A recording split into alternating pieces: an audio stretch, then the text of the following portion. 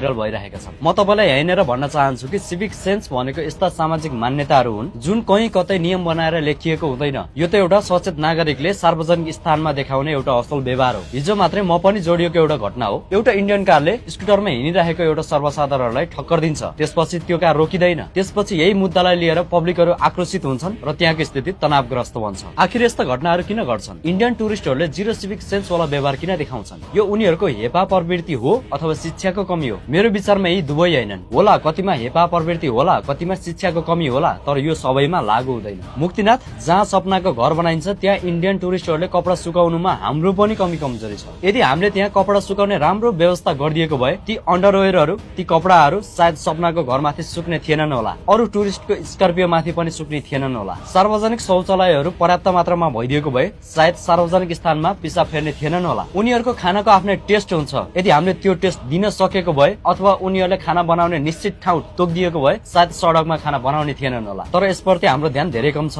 होला कति इन्डियन टुरिस्टहरूमा साँच्चीकै सिभिक सेन्स छैन होला, तर हामीमा पनि कमी कमजोरीहरू छ। यी कुरालाई हामी सबै मिलेर सुधार गर्नुपर्छ र धेरै भन्दा धेरै इन्डियन टुरिस्टहरूलाई अझ नेपालमा भित्र्याउनु पर्छ, किनकि हाम्रो टुरिज्मको ठूलो भाग इन्डियन टुरिस्टले नै धानेका छन्। त्यसैले यी विषयमा प्रत्येक नागरिकको र नेपाल सरकारको विशेष ध्यान जान जरुरी छ।